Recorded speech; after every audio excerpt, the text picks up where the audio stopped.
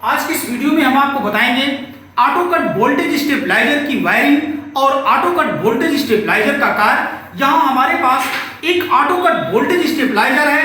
इस टाइप का आपके पास कोई स्टेबलाइजर रिपेयर होने के लिए आता है तो हमारे वीडियो को देखकर आप किसी भी प्रकार के ऑटो कट वोल्टेज स्टेबलाइजर की रिपेयरिंग बहुत ही आसानी से कर सकते हैं। यहाँ टेक्नीशियन को सबसे ज्यादा डाउट कहाँ होता है, इसमें लगे ऑटो ट्रांसफार्मर में अधिक डाउट रहता है। क्यों रहता है? क्योंकि ऑटो ट्रांसफार्मर जो होता है वो कभी 9 तार का, कभी 10 तार का, कभी 11 तार का, कभी 12 तार का, यहां तक मुझे 13 तार में भी कनेक्शन के लिए ऑटो ट्रांसफार्मर मिला है। तो आज की इस वीडियो में हम आपको 11 तार के ऑटो ट्रांसफार्मर के साथ कंप्लीट स्टेबलाइजर की वायरिंग करके आपको बताएंगे। यहां आप देख सकते हैं हमने डायग्राम को पहले ही बना दिया है ताकि वीडियो लंबी ना हो। यहां आप देख सकते हैं auto cut voltage stabiliser main auto transformer 11 wire. यहां 11 वायर का मैंने एक ऑटो ट्रांसफार्मर बना दिया है और इस डायग्राम में हम आपको पहले वायरिंग बताएंगे, उसके बाद स्टेबलाइजर का कार्य बताएंगे कि किसी भी ऑटो कट वोल्टेज स्टेबलाइजर में कैसे वोल्टेज कट होता है, कैसे वोल्टेज बढ़ जाता है, कैसे वोल्टेज घट जाता है। तो इस तरह से आज हम इसकी कंप्लीट जानकारी आपको इस वीडियो में बताएंगे। तो चलिए हम पहले इसमें लगे कंपोनेंटों का परिचय कर लेते हैं। जैसे आप यहां देख सकते हैं ये हमारी ऑन ऑफ स्विच है। ये स्टेबलाइजर को ऑन और ऑफ कराने के लिए लगाया जाता है। इसके बाद आप यहां देखेंगे आउटपुट सॉकेट। किसी भी वोल्टेज स्टेबलाइजर में आउटपुट सॉकेट का कार्य इतना केवल होता है कि यहां से हम स्टेबलाइजर की सप्लाई को आउट कराते हैं, जहां से हम अपने घर का कोई लोड उपकरण जोड़कर चलाते हैं। इसके बाद आप देखेंगे ये वोल्ट मीटर है। वोल्ट मीटर स्टेबलाइजर में स्टेबलाइजर की आउटपुट सप्लाई को रीड करने के लिए लगाया जाता है। स्टेबलाइजर कोई भी हो, वोल्ट मीटर लगभग सब में लगा ही रहता है। इसके बाद आपको यहां मिल जाएगा 2 प्रकार की एलईडी। अब एक रेड एलईडी है, इसका जो कार्य होता है जब हमारे स्टेबलाइजर की इनपुट सप्लाई कभी बढ़ जाती है तो उस समय ऑटो कट सर्किट और रिले मिलकर कार्य करते हैं, जिससे स्टेबलाइजर में रेड एलईडी जल जाती है और रेड एलईडी के जलते ही आउटपुट की सप्लाई बंद हो जाती है, मीटर की रीडिंग बंद हो जाती है और ग्रीन एलईडी भी बंद हो जाती है। अब आपको हम यहां बताएंगे ग्रीन एलईडी। तो ये आपकी रेड एलईडी हो गई। अब हम आपको ग्रीन एलईडी के बारे में बताएंगे। ये ग्रीन एलईडी हमारी कब जलती है? ग्रीन एलईडी हमारी जैसे हम स्टेबलाइजर को सप्लाई देते हैं उस समय ग्रीन एलईडी जल जाती है, आउटपुट सॉकेट पर सप्लाई आ जाता है और मीटर भी रीडिंग करने लगता है। और यहां दोनों एलईडी को कार्य कराने के लिए आप देखेंगे ये 2 रेजिस्टेंस लगाने होते हैं। ये 100 किलो ओम का हमने 2 रेजिस्टेंस लिया है, भूरा, काला, पीला, इनका कलर कोड होता है। इसके बाद आपको मिल जाएगा ये 2 वे स्विच। 2 वे स्विच वोल्टेज को अप और डाउन कराने के लिए लगा होता है। इसमें कनेक्शन के लिए कुल 3 पिने होते हैं। इसके बाद हम आपको बताएंगे ये आपका रोटेटरी स्विच। ये रोटेटरी स्विच है, इसे हम 1 वे 8 पोल स्विच के नाम से जानते हैं। इसके किनारे किनारे आप देखेंगे तो यहां किनारे किनारे जो पिने हैं ये 8 पिने होती हैं और इसके बीच में अगर आप यहां देखेंगे इसके बीच में तो इसकी कॉमन पिन होती है। इस रोटरी स्विच का काम केवल इतना होता है कि जब मैं इसे घुमाता हूं तो ये वोल्टेज को घटाता है और वोल्टेज को बढ़ाता है। इसके बाद हम आपको बताएंगे ये आपका ऑटो कट कार्ड लगा होता है और इस कार्ड से जुड़ा होता है एक रिले। तो इस तरह से ये कंपोनेंटों का परिचय आप यहां देख लिए हैं। ये आपका ऑटो कार्ड है। तो हम आपको अब इसमें बताएंगे इस कंप्लीट स्टेबलाइजर की वायरिंग। तो सबसे पहले हम इसकी वायरिंग करेंगे और वायरिंग में हम आपको पहले ये रोटेटरी स्विच और ऑटो ट्रांसफार्मर के तार को जोड़ना बताएंगे, क्योंकि यहां पर ज्यादा डाउट लोगों को होने लगता है कि इतने वायर और स्विच में इतनी पिने, इनको कैसे जोड़ें। तो ये बहुत आसान होता है, इनको जोड़ना आसान है। आप देखेंगे कि इस ट्रांसफार्मर में कुल 11 तार है। तो कुल 11 तार जो होता है इसमें तो पहला काम आप ये जान लीजिए, इस 11 तार में एक 0 यहां लिखा है, यहां से किसी वायर को ले लीजिए, ये सब आपस में जुड़ा है। लेकिन आप देखेंगे ये 0 18 सबसे अलग है। तो यहां कंटिन्यूटी जब आप चेक करेंगे मल्टीमीटर के द्वारा, तो ये दो तार में सीरीज का जो बल्ब आपका होगा बहुत तेज जलेगा। तो आप समझ लेना ये ट्रिगर वोल्टेज के लिए दो तार निकाला गया है और इसका जो भी कनेक्शन होगा वो कार्ड के साथ होगा। अब इसमें बचा आपका 9 तार, यहां से 0 और 8 नंबर। तो अब इसमें हम कैसे जाने कि इसमें 0 कौन है, क्योंकि सिंगल तार यहां भी है और 8 नंबर भी सिंगल तार है। अब 0 इसको माने या 0 इसको माने, तो आसान तरीका है, आप सीरीज से इन दोनों के बीच जैसे चेक करोगे तो इसमें बल्ब तेज जलेगा, लेकिन जब आप इसके करीब इस तार को चेक करोगे तो इसमें बल्ब बहुत कम जलेगा। तो जब आपको यह पता चल जाए कि इस सिंगल वायर से इस पे बल्ब कब जला, तो इसी को 1 नंबर मान लेना और लास्ट वाला 8 नंबर मान लेना, और जो ये सिंगल तार है इसे हम 0 मान लेते हैं। अब आपको कैसे 0 मानना है, यहां पर आप देखेंगे एक ट्रांसफार्मर का मैं यहां कॉइल लिया हूं, ये हमारा 1 से लेकर 8, 1 2 3 4 5 6 7 8 पिने हैं, ये 8 तार निकला है। लेकिन यहां देखेंगे इन 8 तार से ये जो 0 वाला सिंगल वायर है ये सबसे अलग है। अब इसके नजदीक आपको इसमें देखना है कि इसके नजदीक इधर वाला तार आ रहा है या इसके नजदीक आपको इधर वाला तार मिल रहा है। इसके नजदीक यहां से जो आपको नजदीक लगे वो आपका पहला तार होगा। तो मेरे ख्याल से इसके नजदीक ये आप वीडियो में देख सकते हैं, इसके नजदीक ये आ रहा, तो ये हम मान लेंगे इसको पहला तार। तो इस तरह से आपको पहला और आखिरी तार की जानकारी हो चुकी होगी। अब आपको क्या करना है, रोटरी स्विच में आ जाइए। रोटरी स्विच में आप देखेंगे यहां पर नंबर लिखा होता है, जबकि ऑटो ट्रांसफार्मर में नंबर नहीं होता। तो इसमें नंबर लिखा है, बस अब करना क्या है, इसमें तो हम वायर की पहचान कर चुके हैं कि ये 1 नंबर है, तो रोटरी स्विच के आप उसको 8 नंबर से जोड़ दीजिए। ये 2 नंबर है, रोटरी स्विच के 7 नंबर से जोड़ दीजिए। ये 3 नंबर तार है, इसको रोटरी स्विच के 6 नंबर से जोड़ दीजिए। ये रोटरी स्विच का 5 ऑटो ट्रांसफार्मर का ये 5 नंबर तार है, इसको रोटरी स्विच के 4 नंबर से जोड़ दीजिए। और ये आपके ऑटो ट्रांसफार्मर का 7 नंबर तार है, रोटरी स्विच के पिन नंबर 2 से जोड़ दीजिए। और ये मेन ऑटो ट्रांसफार्मर का 8 नंबर तार है, इसको आप रोटरी स्विच के 1 नंबर से जोड़ दीजिए।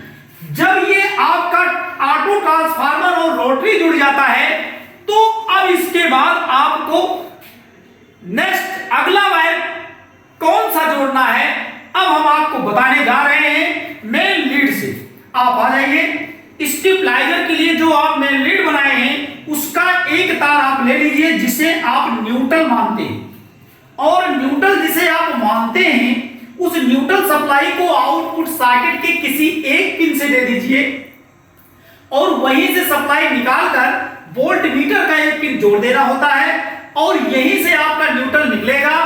दोनों एलईडी के दोनों पिनों से आप न्यूट्रल यहां जोड़ देंगे, और यही न्यूट्रल यहां से निकलकर जो अभी ऑटो ट्रांसफार्मर में आपने कंफर्म किया था कि 0 यही है, इस तार से न्यूट्रल आपको यहां जोड़ देना है। तो इस तरह से आपको न्यूट्रल कहां कहां देना है यह समझ में आ गया होगा। अब मैं आपको बताऊंगा अपने इस स्टेबलाइजर को फेज देना है और आपको कहां कहां फेज देना है।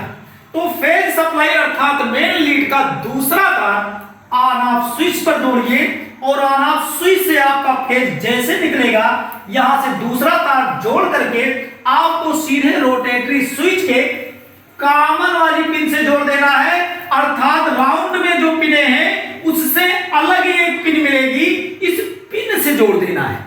अब इसके बाद आपको इस रोटरी स्विच की 1 और 8 से और एक जोड़ लेना है और जोड़ लेने के बाद यहां से आपको ये दोनों तार सीधे 2 वे स्विच के एक ऊपर वाले पिन से और एक नीचे वाले पिन से जोड़ देना है। अब आपसे ये गलती हो जाए कि नीचे वाला ऊपर या ऊपर वाला नीचे हमने जोड़ दिया, या बाय द वे आपके मन में ये भ्रम हो कहीं मुझसे गलती ना हो जाए, तो कोई बात नहीं, आप कर सकते हैं। बस क्या होगा, अप करेंगे डाउन होगा, डाउन करेंगे अप होगा, कोई शॉर्ट सर्किट नहीं होगी। आप निसंदेह इस वायर को 2 वे स्विच के दोनों किनारे वाले पिनों से जोड़ सकते हैं। अब आपको बताएं कि जब किनारे वाले पिनों से आपने दोनों तार को जोड़ दिया तो इसके बीच वाले तार से, इसके बीच वाले पिन से 2 वे स्विच के एक तार आपको और जोड़ना है। अब इस तार से जो सप्लाई आउट हो रही है उसे हम कहते क्या है, वो जो सप्लाई आउट होती है इस सप्लाई का नाम होगा स्टेप लाइट वोल्टेज, और यहां से अब निकलेगा स्टेप लाइट वोल्टेज। और ये स्टेप लाइट वोल्टेज क्या होता है, यहां पर वोल्टेज जब हम स्टेबलाइजर में चाहते हैं कम या ज्यादा, तो कम ज्यादा कहां से होता है, रोटरी स्विच घुमाते हैं तो यही का वोल्टेज घटे बढ़ेगा, या इस स्विच को अप डाउन कराएंगे तो भी यहां का वोल्टेज ही घटे बढ़ेगा। और ये वोल्टेज घट बढ़ करके सीधे कहां चला जाएगा, ऑटो कट सर्किट से जुड़ा रिले के कॉमन पर आ जाएगा। और जैसे इसके कॉमन पर आएगा तो सामान्य दशा में, आज आप जान लीजिए, सामान्य दशा में रिले का जब कॉमन एनसी से जुड़ा होता है, क्योंकि अगर आप बाजार से किसी रिले को खरीद के लाते हैं तो उस समय भी उसका कॉमन एनसी से ही जुड़ा होता है। इस प्रकार जैसे इसके कॉमन पर सप्लाई आएगी तो इसका कॉमन किससे जुड़ा है, एनसी से, इससे ये कॉमन और एनसी जुड़ा होता है। इस प्रकार जितना स्टेप लाइट वोल्टेज इसके कॉमन पर आया है वो इसके एनसी से निकलेगा, और इसके एनसी से निकलने के बाद वो सीधे आपके आउटपुट सॉकेट में आएगा और वहीं से आपके वोल्टमीटर में जाएगा और वहीं से आपके ग्रीन एलईडी से जुड़ जाएगा। तो इस तरह से आप स्टेप लाइट वोल्टेज जोड़ना सीख गए होंगे। अब आपको हम बताएं कि इसमें जब हमारे स्टेबलाइजर में वोल्टेज कभी ज्यादा हो जाता है तो उस समय ये कॉमन एनसी को छोड़ देता है और यही कॉमन ओसी से जुड़ जाता है।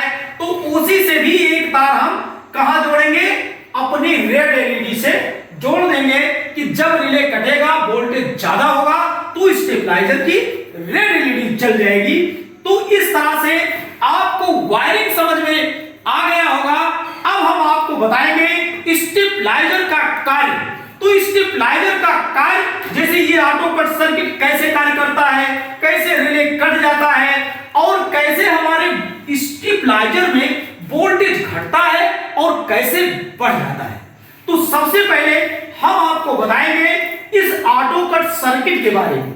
तो ऑटो कट सर्किट को आप जान लीजिए, ऑटो कट सर्किट इसीलिए लगाया गया है कि हमारे घर की सप्लाई जैसे बढ़े ऑटो कट सर्किट कार्य करे। ऑटो कट सर्किट जैसे कार्य करेगा रिले कार्य करेगा, और रिले के कार्य करते ही हमारे स्टेबलाइजर में लाल बत्ती जल जाएगी और उस समय आउटपुट और वोल्टमीटर और red LED, sorry green LED पर सप्लाई जाना बंद हो जाएगा। तो चलिए इसके कार्य के बारे में बताते हैं। जैसे हमारे घर की इनपुट सप्लाई थोड़ा सा बढ़ी तो आप जानते हैं सबसे पहले सप्लाई कहां बढ़ेगा, मेन लीड की सप्लाई बढ़ेगी। जैसे मेन लीड की सप्लाई बढ़ती है तो इसकी बढ़ती ही पूरी स्टेबलाइजर में वोल्टेज आप जान रहे हैं बढ़ जाएगा। तो पूरी स्टेबलाइजर में वोल्टेज बढ़ जाएगा, लेकिन उसका इफेक्ट कहां आएगा, उसका इफेक्ट इसमें आएगा। ये डायग्राम जो आप देख रहे हैं ये ऑटो सर्किट है, इसमें उसका इफेक्ट पहले आएगा। तो कैसे आएगा, क्योंकि जैसे पूरे स्टेबलाइजर का वोल्टेज बढ़ेगा तो ये जो ऑटो ट्रांसफार्मर लगा है यहां से 0.18 की सप्लाई आउट होती है, इसे हम ट्रिगर वोल्टेज भी कहते हैं। और यहां की सप्लाई जब आपके इनपुट सप्लाई जैसे घर की बढ़ती है तो 0.18 की ये से वोल्टेज आपका ट्रिगर सर्किट में आ जाएगा। और ट्रिगर सर्किट में जब वह वोल्टेज बढ़ेगा तो यहां पर ये जो कंपोनेंट लगे होते हैं वो कैसे कार्य बताएंगे कि ये कंपोनेंट कैसे कार्य करते हैं जिससे हमारा रिले कट जाता है। तो इसके लिए आपको हम बता दें, यहां पर एसी सप्लाई, ये ट्रिगर वोल्टेज एसी के रूप में आता है, जिसके एक तार से यहां आप देख रहे हैं 2 डायोड लगे। अब ये डायोड क्या पास करेगा, यहां ये डायोड अपने कैथोड से यहां धन पास करेगा, तो यहां धन आ गया। तो यहां जब धन आ गया, तो जब किसी कॉइल को हम धन और ऋण की सप्लाई देते हैं तभी वहां मैग्नेटिक फील्ड उत्पन्न होगी। तो यहां केवल अभी धन आया है, लेकिन यहां पर मान लेते हैं अभी ऋण नहीं आया है, तो यहां मैग्नेटिक फील्ड अभी उत्पन्न नहीं हुआ है। लेकिन उसी दौरान दूसरा डायोड जब आपका यहां लगा है तो ये भी तो धन पास करेगा, और जब ये धन पास करेगा तो यहां पर 1.5 किलो ओम का रेजिस्टेंस लगा होता है, तो ये धन सप्लाई इस प्रीसेट को देगा, और प्रीसेट में आपके यहां से निगेटिव सप्लाई आ जाएगी। तो प्रीसेट को आपने एक निश्चित सप्लाई पर आप ट्यून कर देते हैं किसी अलाइनर पेचकस के द्वारा। उस समय जब आपके घर की सप्लाई बढ़ जाती है तो जितना आपने ट्यून किया था उससे ज्यादा सप्लाई इस प्रीसेट में हो जाता है, तो वो बढ़ी हुई सप्लाई 220 ओम रेजिस्टेंस के द्वारा इस जीनर डायोड में आता है। और जीनर डायोड की सबसे बड़ी विशेषता क्या है कि जीनर डायोड का कार्य यह है कि यह वोल्टेज में पाया जाता है। इसके कैथोड पर इसकी मान से ज्यादा सप्लाई अगर हो जाती है तो ये अपने एनोड से बढ़ी हुई सप्लाई को पास कर देता है, और वो बढ़ी हुई सप्लाई जैसे इस ट्रांजिस्टर के बेस पर आता है तो इमीटर पर जितना नेगेटिव होता है, ये कंप्लीट नेगेटिव को इसके इमीटर पर आप देख रहे हैं, इसके इमीटर पर नेगेटिव है, तो जितना इमीटर पर नेगेटिव है इसके बेस की सप्लाई बढ़ने से इसके इमीटर की नेगेटिव सब कलेक्टर पर आ जाता है। यहां कलेक्टर पर क्या आ जाता है, नेगेटिव, और जैसे यहां नेगेटिव आता है तो यहां पॉजिटिव, यहां नेगेटिव।